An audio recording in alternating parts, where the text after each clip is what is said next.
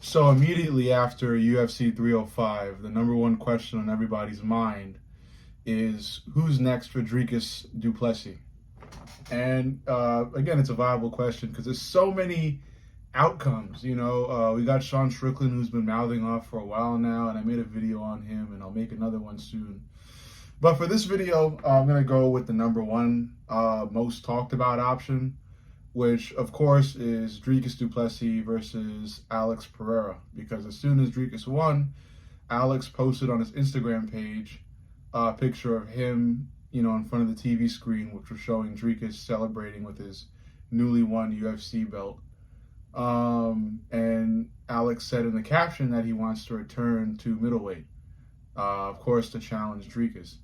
It's incredibly viable, and I'm absolutely sure the UFC will definitely make that happen for Alex because of Alex's resume, which is of course is absolutely impressive. So yeah,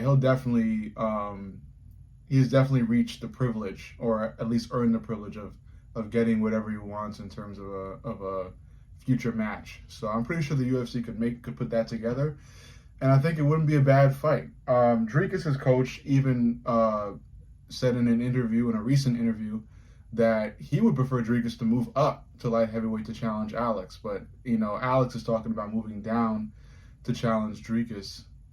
And I guess I would be thoroughly entertained either way, and I feel like the fight would really go the same way either way. I don't think added or lost weight would make a difference to either fighter. But let's just go over the fight. What I think would happen. If this fight were to be made. Ultimately, what I said, especially during the live stream when I went live for UFC 305, I told you guys that Alex Pereira, at least in my opinion, does the things that Izzy does because they're both kickboxers, but he does it a little bit better. Even in terms of like ground game, I feel like Alex has much more of a stronger ground game than Israel Adesanya. I think if he gets in trouble on the ground with the Dricus, I think he'll know what to do and do it better than Izzy does, especially with him being the stronger kickboxer than Izzy. I'm not saying the most skillful or the more technically skillful or striking wise, but definitely I feel like Alex is the more powerful and stronger fighter compared to Izzy. So I think he definitely has much more of a chance than Izzy did. And especially, I feel like, Izzy did connect on Dricus, I know he didn't connect as often, but he did connect. And I feel like if Alex Pereira were to do the same thing and connect in those same ways, Alex has a better chance of knocking Dricus out, because we have to look at and acknowledge the fuck ton of power Alex Pereira has in his hands and in his feet. Seeing what he did to Yuri Prohaska in their second fight.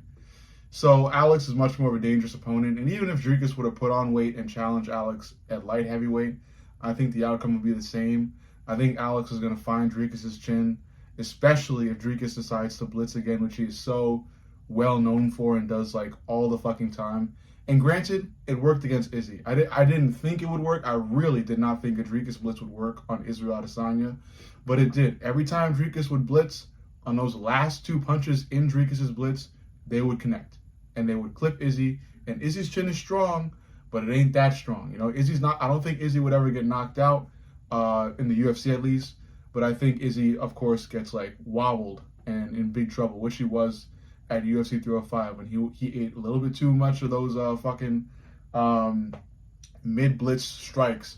And then in the fourth round, again, he eats too much, gets wobbled, ends up running away from Dricus instead of like slipping out of Dricus' pressure, and again runs halfway around the cage. Dricus follows Adesanya, jumps on Adesanya, and Adesanya obviously was giving his back while he was running away from Dricus.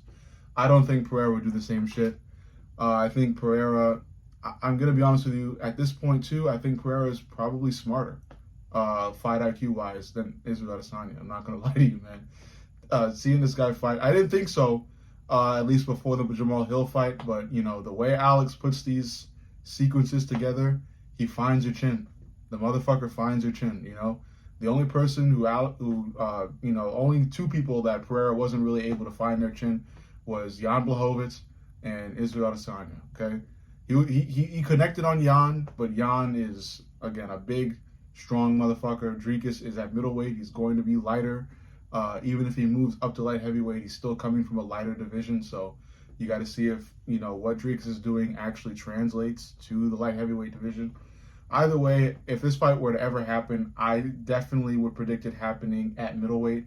I think Pereira would go down. And it is pretty cute that Pereira is sliding for his homie Izzy, even though they're not really well known. Like, even though they're not, many people wouldn't agree that they're homies, but I think they're secretly friends. They have a respect for each other. So that's why Alex is sliding for Izzy. And I think Alex is probably going to be successful in doing so. I think Alex probably knocks out Dricus.